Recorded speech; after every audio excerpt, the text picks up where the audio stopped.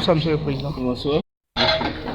Bonsoir, Monsieur le Président. Bonsoir. Alors, vous avez entamé une tournée depuis quelques jours avant ce grand meeting d'aujourd'hui. Est-ce que cela s'inscrit dans la grande mobilisation de vos militants pour les élections proches qui sont les élections régionales et municipales en 2023? Évidemment, enfin, toute tournée politique vise à mobiliser, à maintenir la proximité avec les populations dans la perspective des échéances électorales. Donc, pour nous, il y avait un double défi. Il y avait la mobilisation après donc, la clarification du 9 août 2021, le départ du président Gbagbo. Il était important de venir sur le terrain, d'apporter l'éclairage nécessaire sur les motivations de cette rupture, de rassembler les militants, de tester l'état de santé de nos structures afin de préparer donc, les échéances à venir, notamment les élections locales de 2023. Alors on sait que les dernières élections locales n'ont pas été très fameuses pour le Front populaire, 2 sièges je crois. Alors est-ce que vous pensez réaliser un meilleur score justement pour les élections qui viennent? Mais évidemment, il y a toujours un temps pour la traversée du désert. On ne reste pas éternellement dans le désert, donc pour nous, le temps passé ont été des temps de traversée du désert et compte tenu de la dissidence qui était animée au sein du parti. Maintenant que nous avons passé ce cap, que nous sommes sortis de cette turbulence, que la clarification a été faite et que, comme je le disais, ce boulet que nous traînions, nous avons réussi à nous en débarrasser. C'est le temps de la remobilisation, de la reconquête. Donc nous sommes persuadés que nous ferons mieux. Parce qu'aujourd'hui, il n'y a plus de débat, il n'y a plus de contestation, il n'y a plus de confusion. Et donc nous avons une identité plus claire, plus visible. Les gens savent, les Ivoiriens savent qui nous sommes. Ils ne nous confondent plus à qui que ce soit, en particulier à cette frange réactionnaire qui nous a, pendant plusieurs années, nous a empêchés d'avancer. Voilà, donc nous sommes persuadés qu'en 2023, nous ferons mieux.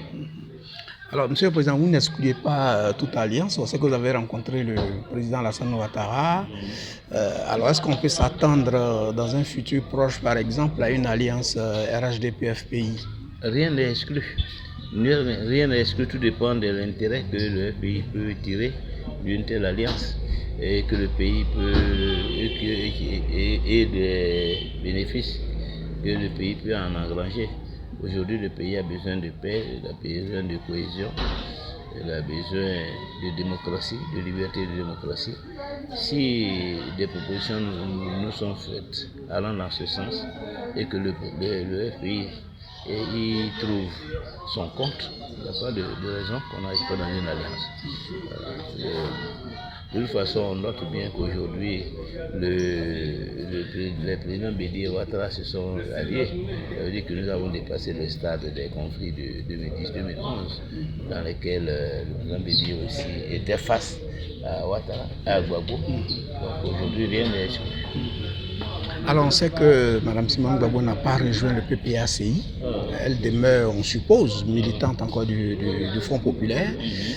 Alors est-ce que vous avez déjà rejoint à la direction du parti? Alors est-ce que vous parlez avec elle? Quelle est la situation avec Mme Simone Gbagbo aujourd'hui? Non, pour le moment, elle est restée à l'écart du FPI, sans appartenir au PPACI. Elle n'a pas manifesté une volonté pour l'heure de rester au FPI. Donc elle est dans une situation, je dirais, d'attente.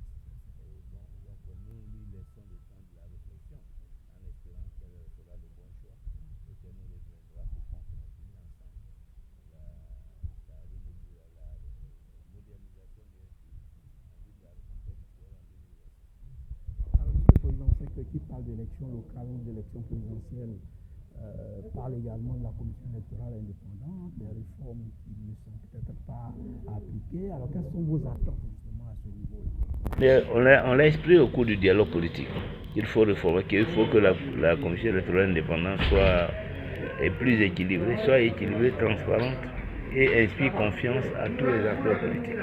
Je crois que ce message a été bien compris. Donc nous attendons les réformes, nous attendons ces réformes, nous attendons les amendements à la loi portant code électoral, à la loi portant création, organisation et fonctionnement de la commission électorale indépendante. Et nous apprécierons le moment venu les avancées qu'on aura engrangées. Et si d'aventure cette nouvelle CEI que nous attendons répond aux critères internationaux et est de nature à garantir des élections transparentes, pacifiques et équilibrées. Monsieur le Président, avant dernière question. Monsieur le Président, avant dernière question. Vous l'avez dit au cours du meeting, vous êtes favorable à la limitation de l'âge à 75 ans. Alors, vous êtes député. Quelle démarche vous allez mener dans ce sens à l'Assemblée nationale? Mais j'ai indiqué que le député Assalé Tiemoko a introduit une proposition de loi, deux propositions de loi pour justement opérer ce changement que nous attendons.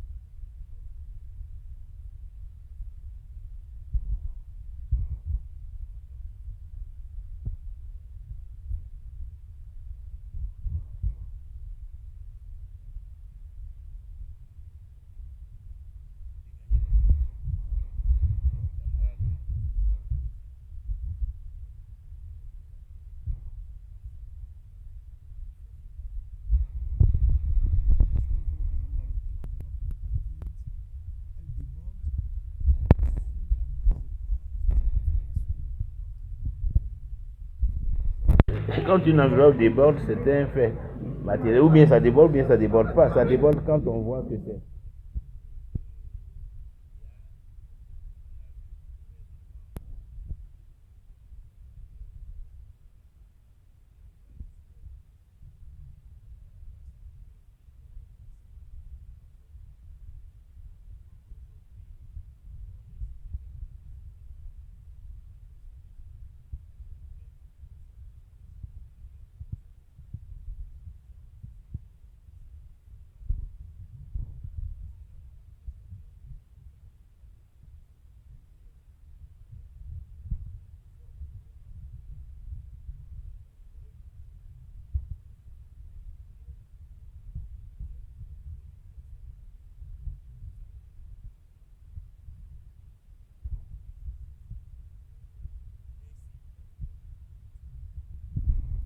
Les militants du FPI sont restés au FPI.